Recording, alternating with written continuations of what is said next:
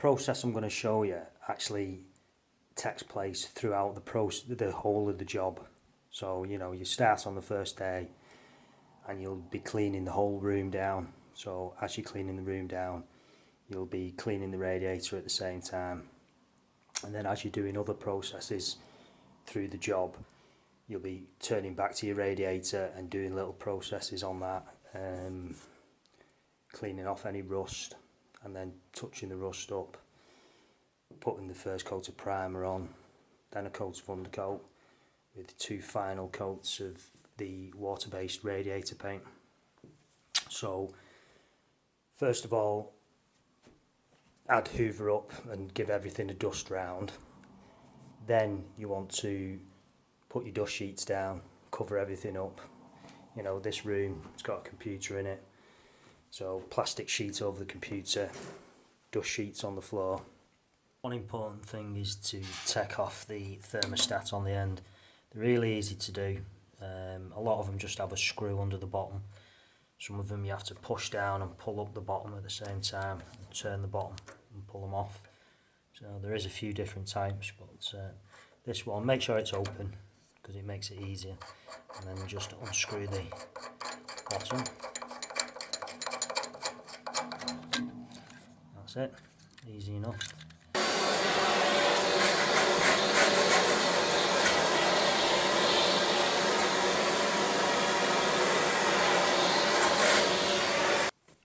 Right, once you've done your hoovering up, usually what I do is give all the surfaces in the room a wipe down. Any kind of dirt that's not been hoovered up, stuck on paintwork and things like that, I'll wash it off. So I've got a bucket of warm water, which is only a quarter full, because you never want it full in case you kick it over. Bit of washing up liquid, and literally you only need a drop, just enough, because too much and you just end up with a bucket full of suds. It's not about getting loads of water all over it. I mean, you don't want to get water all over the carpet. This is just getting any cobwebs and dust that's stuck around the back of it.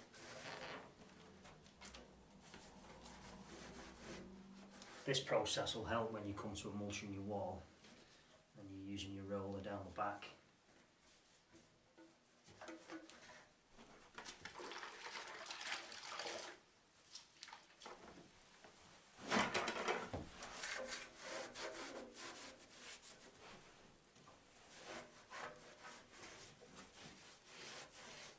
So all the dust sheets are put down. Using some white spirit to clean off any grease marks. You've always got to put some gloves on. Put some decent gloves on so it can't soak through. Cloth, white spirit. And again, you don't need loads. And usually it's only the tops.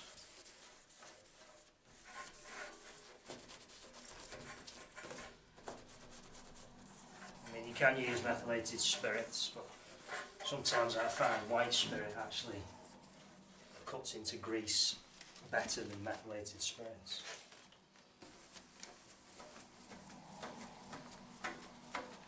Well, this radiator's not got much loose paint on it. You know, it's got bits where it's worn off, and there's little bits around the ends on either bit.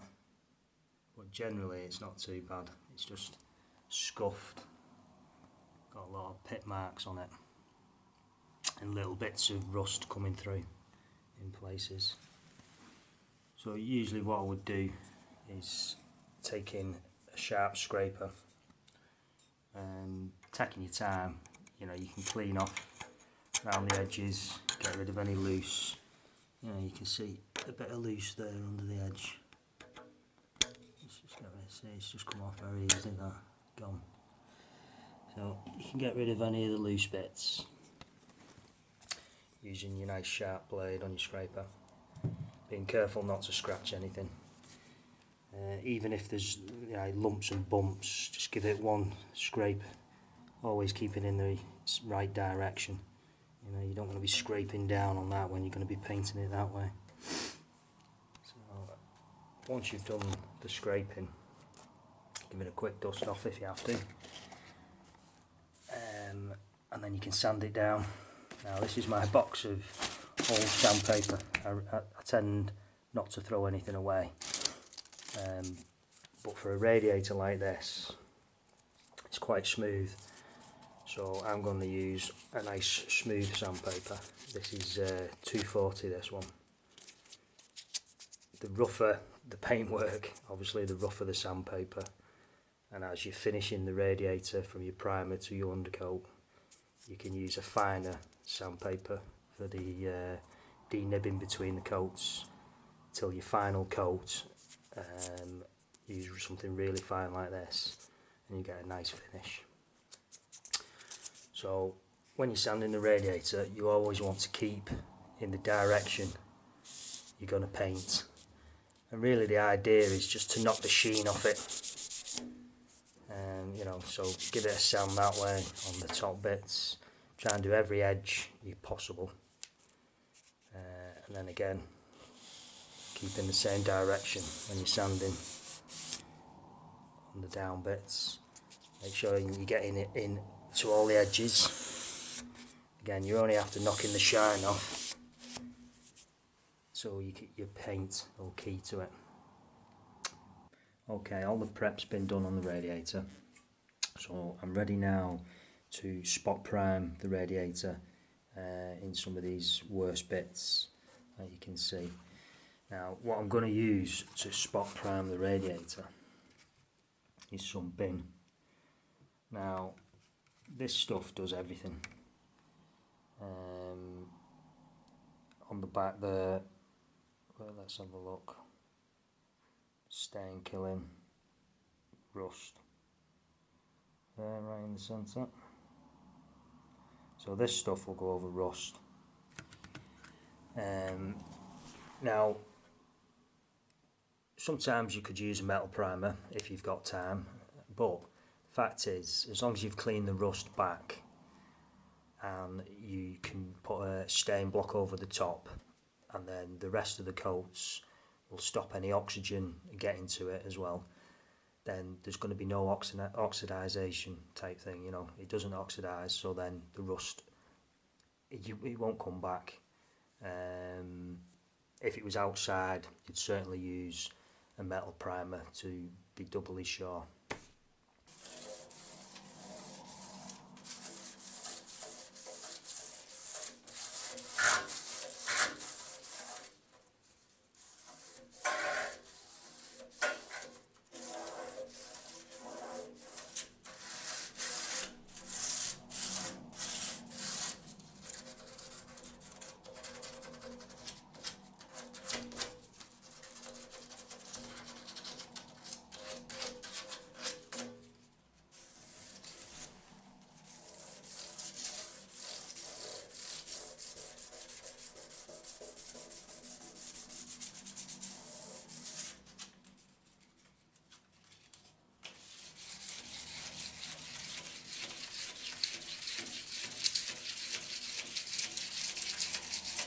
Using this bin primer,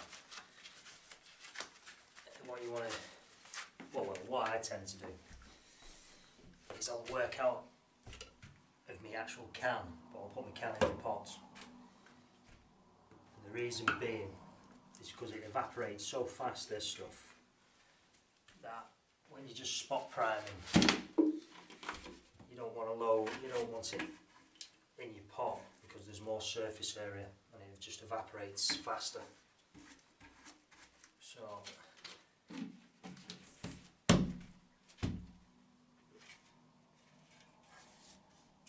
it's better off being in your pot. Just the can in the pot, sorry. Make sure you give it a good stir up. There's a lot of sediment settles to the bottom in this, and every now and then you have to thin it out because it really does evaporate quick. You also have to stir it occasionally as you're using.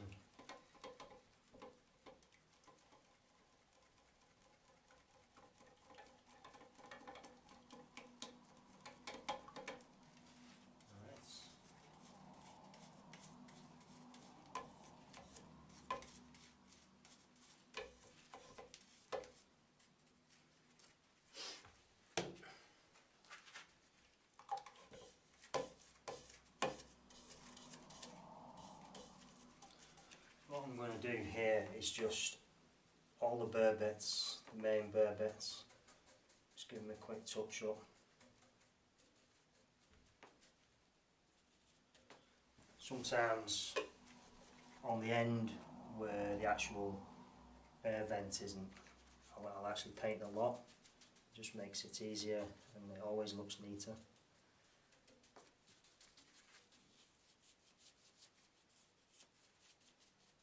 The trick with this stuff is to try and get it on fast, lay it off and leave it, because again it dries that fast, you'll just put lines in it.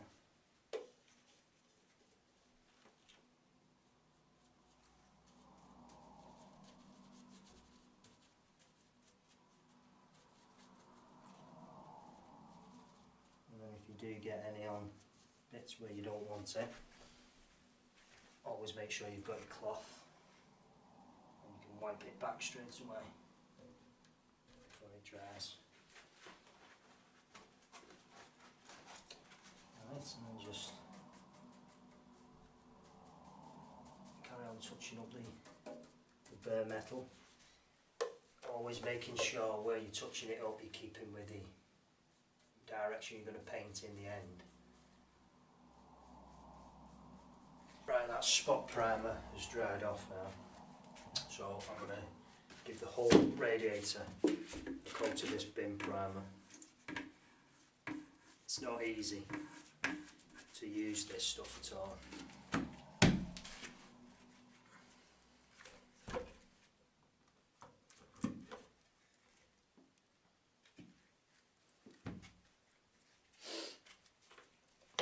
You've got to have it at the right consistency to use. If it's too thick, it'll dry even quicker and end up with ropey lines on everything. So always have a bit of methylated spirits and keep it at its right consistency. And the best way to understand its right consistency is when you first open your tin of paint, stir it up and you can tell how it should actually be, how thin it should be. So over time, if it starts going thicker, you know how to knock it back to what it was.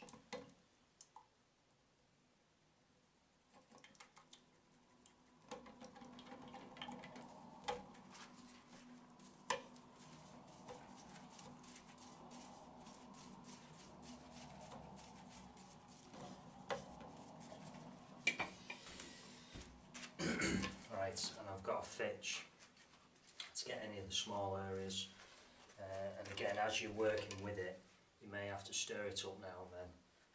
So I'm going to give you a quick run round of what I'm going to do, because I ain't going to talk as I'm painting it. Starting at the top back edge, run along there, and the edge there, you can bring these two end bits in, the back edge, and finish off down one side and the bottom bit there. Jump round to this side, finish around that side and the bottom bit.